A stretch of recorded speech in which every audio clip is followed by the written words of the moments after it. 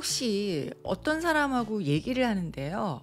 왠지 좀 뭔지 불편하고 저 사람은 너무 좀 방어적이야 라고 좀 거리감이 느껴진 적 있으세요? 누군가하고 얘기할 때는 왠지 좀 편안하고 그 사람에 대해서 좀 더 궁금해지고 더 얘기 나누고 싶고, 그런데 저 사람하고 얘기할 때는 왠지 좀 불편하고 얘기하고 싶지 않고 듣고 싶지 않고, 이런 경험 있으시죠? 이거에 대한 그 원인이요, 뭔가 꼭 집어서 말할 수 없었는데 심리학적으로는요 그게 방어 기제 때문에 그렇습니다. 그래서 오늘은 여러분들이 누군가와 대화를 할 때, 또는 나도 모르겠지만 사람들이 나하고 얘기할 때 뭔가 불편해할 수 있는 그 요인, 심리학적으로는 방어 기제에 대해서 얘기해 보려고 합니다.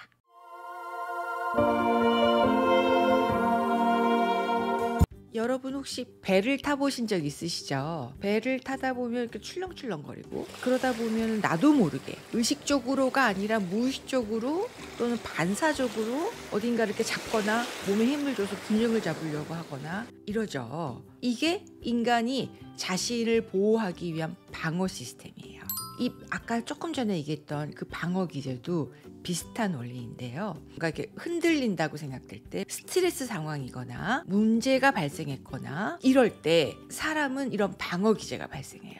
즉, 문제가 발생되면은 어떨까요? 내가 가지고 있는 어떤 능력이 한계를 느끼거나, 또는 갈등 상황에서 내가 가지고 있는 점이 드러나거나, 내가 뭔가 실수를 했거나 이랬을 때 문제가 발생하잖아요. 이런 거와 마찬가지로 이렇게 스트레스 상황이거나 어떤 갈등 상황일 때 사람은 방어 기제가 발동하게 돼요. 예를 들면 회사에서 일을 하는데 실수를 했어요. 실수를 했는데 어떤 사람은 이것에 대해서 제가 죄송합니다, 실수했습니다, 이렇게 말을 하는 사람도 있지만, 여기에서 이거는요 내가 이거 이렇게 했는데 이런 것 때문에 이렇게 되다 보니까 이렇게 될 수밖에 없었어요 라고 그 상황을 굉장히 크게 길게 늘어놓는 분들이 계시죠. 이게 방어 기제라고 하는 거예요. 즉, 내가 잘못하거나 실수하거나 부족한 점을 드러내기보다는 이걸 드러냈을 때 내가 너무 초라해지고 사람들한테 너무 미움받을 것 같고 존재 가치가 없어질 것 같은 그 두려움이 너무 커지기 때문에 이때 이제 방어 시스템이 작동하는 거죠. 그래서 내가 나를 이렇게 약한 것을 방어하기 위해서 여러 가지 것들을 사용해서 나를 보호하는데, 이것을 방어 기제라고 합니다. 그러면 이렇게 방어 기제는 정말 나쁜 건가요? 라고 생각하실 수 있어요. 그렇지 않아요. 방어 기제는요 때로는 나를 보호하기 위해서 필요하기도 해요. 문제는 어떤 분들은 이 방어 기제를 너무 자주 강하게 사용하고 오래 같은 방어 기제를 사용하다 보니까 이게 내 성격화되고, 이것이 심지어 나의 어떤 정신 건강을 훼손하기까지 만드는 거예요. 어떻게 방어 기제가 사람의 정신 건강을 훼손하냐고요?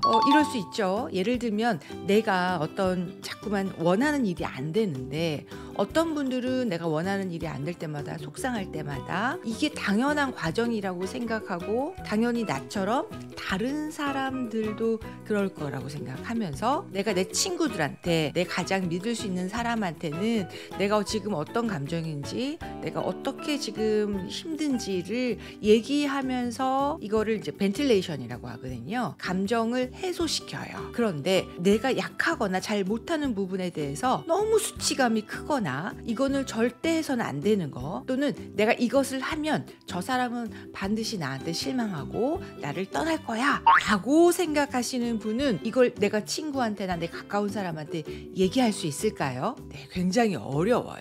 그래서 내가 이런 부분들에 대해서 얘기하지 않고 아닌 척하고 계속 감정을 누르게 되다 보면 감정 마비가 올 수도 있고, 내가 이런 억압된 감정들이 쌓이고 쌓여서 신경증이 돼서 결국은 히스테릭하게 되거나, 또는 충동적으로 발휘되거나 우울해지거나 이렇게 된다는 거죠. 이 신경증이 되지 않는다고 하더라도 이런 것들이 너무나 한 방어 기제를 강하게 오래 사용하다 보면 강박적 성격 또는 편집증적 성격이라고 하는 성격까지도 변화시켜서 성격 장애를 만들 수도 있다는 겁니다.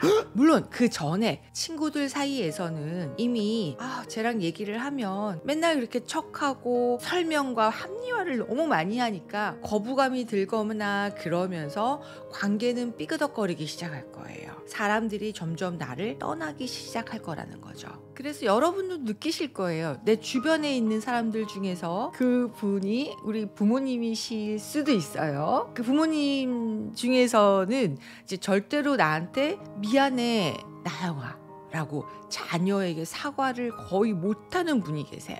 그분이 사과를 안 하는 이유는 그분이 정말 완벽해서일까요?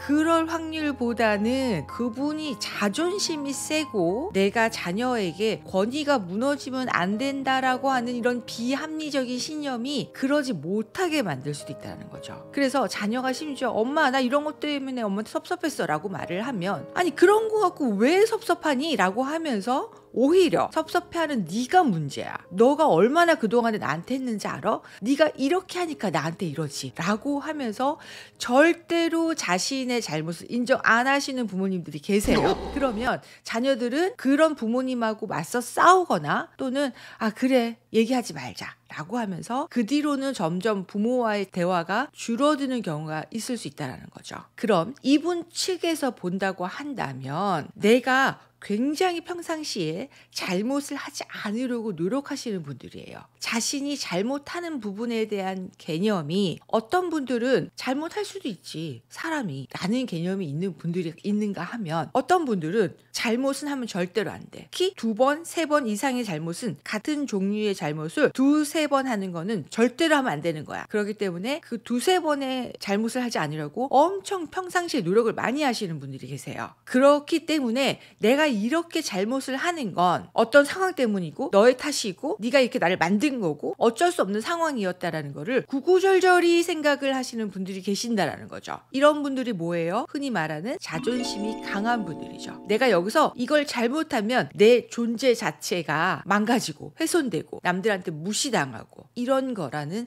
잘못된 신념이 있기 때문입니다. 이럴 때 방어 기제의 가장 대표적인 게 합리화라고 하는 건데요. 합리화의 방어 기제에 대해서 가장 대표적인 이솝우화가 있죠. 신포도 여우 이야기야. 지나가던 여우가 저 포도를 너무 먹고 싶어서 그걸 따려고 엄청 노력을 했어요. 그런데 결국은 그 포도를 따 먹을 수 없었던 거예요.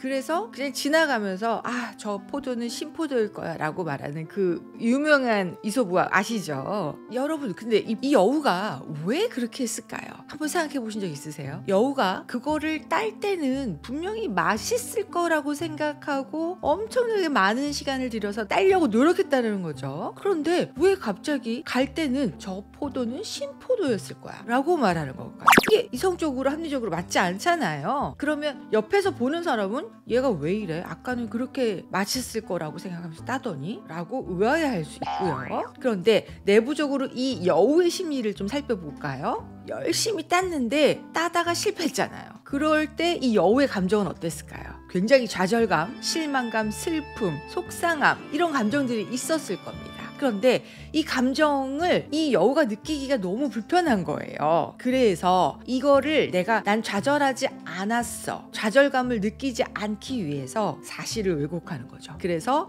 저 포도는 분명히 신포도였으니까 내가 안 따기를 잘했어 라고 내 이 속상하고 좌절되는 감정을 보호하기 위해서 하는 기제가 합리화라는 기제입니다. 여러분 좀 이해가 되시나요? 생각보다 많은 사람들이 심지어 저도 많은 이런 방어 기제를 사용하고 있어요. 가장 많이 사용하는 게 합리화죠. 근데 내가 이 속상한 감정을 느끼고 싶지 않은 감정이 크면 클수록 합리화를 많이 사용할 거고요. 그냥 속상할 수도 있지 뭐 라고 생각하는 분들은 이 속상한 감정을 속상해. 그런데 뭐 어쩔 수 없지.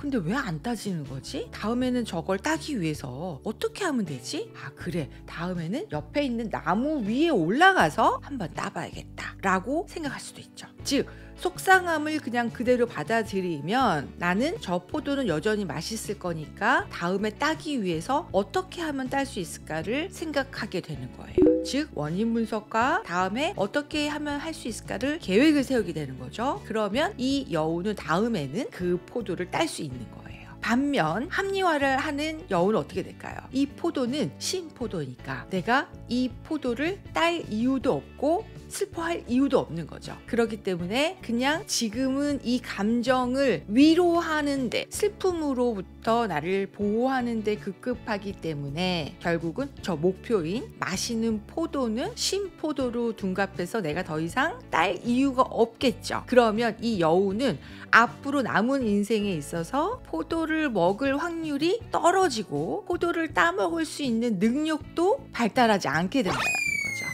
여러분, 합리화라는 이 방어 기제가 내 삶에 어떤 영향을 끼치는지 조금 감이 잡히시나요? 여러분, 생각해 보세요. 내가 원하는 게 안 돼서 속상한 게, 슬픈 게 꼭 그렇게 보호해야 되는 감정인가요? 때로 안 돼서 슬플 수 있지 않을까요? 피하지 마시고요. 그 감정을 한번 느껴보세요. 생각보다 괜찮아요. 그리고 감정이란 예전에도 언급했던 이 엔트로피 법칙에 의해서 시간이 지나면 꼭 방어하고 보호하지 않아도요, 저절로 해결이 된다는 거예요. 슬픔이 사라져요. 줄어들거나 사라집니다. 그럴 때 내가 이게 왜 안 됐는지 원인 분석할 수 있고 다시 한번 계획을 짤 수 있는 겁니다. 여러분 한번 해보시겠어요? 네, 오늘 여기까지 하겠습니다. 감사합니다.